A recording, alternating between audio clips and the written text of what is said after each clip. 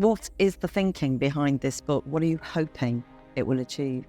I hope that this book can be both a kind of go-to source for getting information about the climate crisis and what to do next, but I also hope that it's going to be some kind of call to action, because I believe that once we have the information we need, once we fully understand the climate crisis, that we will know what to do, and then people will want to take action. And yet it paints a very bleak picture of how things are. Yeah. I mean, if you were to sum up where you think the world is in terms of climate now, what would you say? Yeah, I mean, we are approaching a precipice. There's no denying that. We are in a very urgent state right now. We have a very limited time in order to achieve very big changes to avert the worst consequences of the climate crisis. People are already suffering today, and it's going to get much worse. We are moving deeper into uncharted territory. So that's kind of where we are right now. But I don't think that's, as you say, it paints up a quite bleak picture. But I think that is what we need right now. I don't think we need to sort of soothe people and give them false hope by painting up some kind of false scenario that we can fix this without having to make any major changes. I believe that what is really hopeful right now is to tell it like it is, because we can only act if we actually understand the situation. And yet you've been telling it like it is, with real power for the last couple of years, and all the evidence suggests we're still going in the wrong direction. The report from the UN just this week suggesting that the target of 1.5 may be dead already. I mean, I don't think it's that is the fault of the climate movement. I think that right now we are in general, people are very unaware of the crisis that is happening. Even now.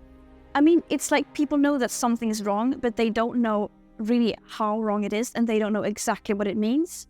We know that the planet is warming because of increased anthropogenic greenhouse gases, and that may lead to more extreme weather events in the future.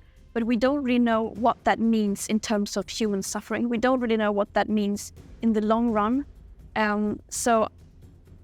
But the worst part is that we don't even understand that we do not understand. Of course, it's not the fault of the climate movement, the environmental movement. But I just wondered, do you tear your hair out in frustration at how you have been talking very vocally across a global stage for a number of years now? Yeah. And yet the statistics show this move in the wrong direction. Yeah.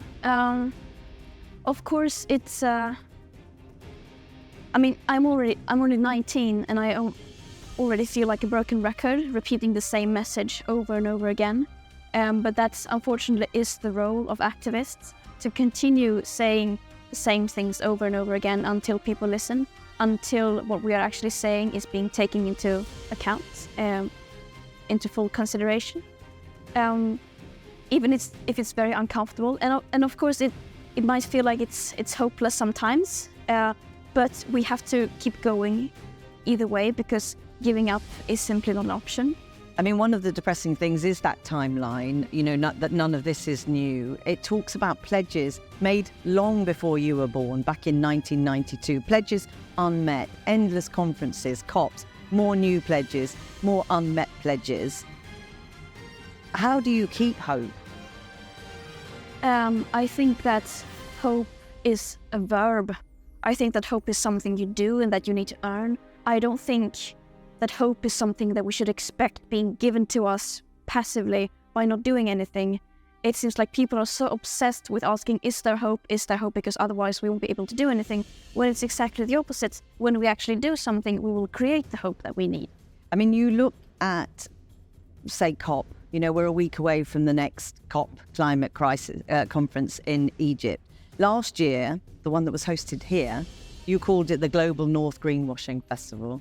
The fact that it's finally being held on the African continent, where they are arguably facing the direct consequences of climate change right now, sometimes in the most terrible way.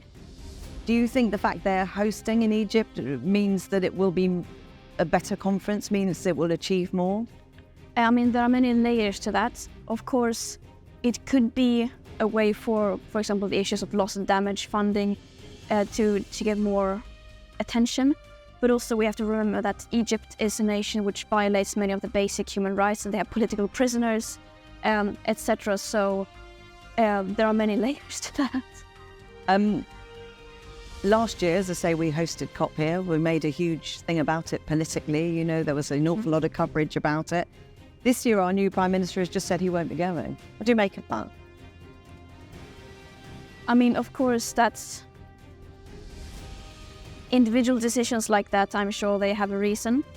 I mean, I don't think we should be focusing too much on individual events like this. But of course, when we see a pattern that the most powerful people in the world don't seem to prioritize the climate crisis as much as they should, of course, that's a sign that they have other things they want to do.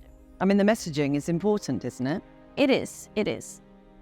And on that messaging, the former Prime Minister, Boris Johnson, says he is going. So we have the current Prime Minister saying he won't be going. Yeah. And the former Prime Minister saying, well, I will, you know, this is really important to me. He's a huge figure, attracts a lot of attention. Yeah. Is that valuable? Is that a positive thing? Is he making the right decision compared to Prime Minister Sunak? I mean, I don't know. As I said, individual events and decisions like these are maybe irrelevant in the full picture, but we also must remember that as it is now, the COPs will not really lead to any massive changes. They are not really designed to lead to any big changes. I mean, last year, the fossil fuel lobby had more representatives than any other nation, so that kind of shows how serious we're taking this. So just going to COP is maybe not enough to show that I'm paying attention to this. And yet, in a way, I suppose COP is the only governmental show in town, if you like. It's an important event to mobilize around. We're talking about the individuals. The new king first spoke out about his fears for the environment, about climate change back in the 60s. And he admits that he was viewed, in his own words, as potty.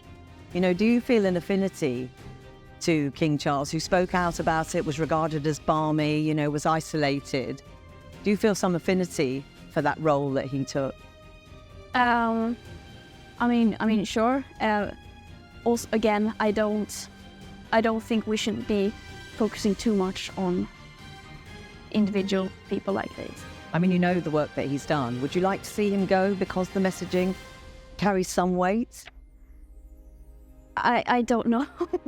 I don't see what the Swedish teenager's opinion on a British monarch is relevant. I suppose whether he's a valuable voice to the cause.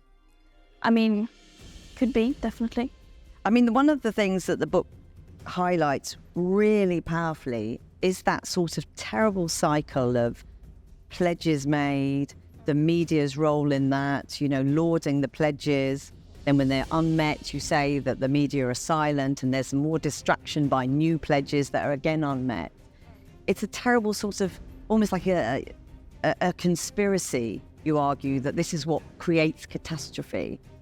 I mean, I wouldn't say conspiracy, but yeah, it's a very vicious cycle when maybe not the most striking thing about the climate emergency is what is going to happen in the future, or what might happen in the future, but rather that all that is happening now is happening completely legal, and that hardly anyone is reacting.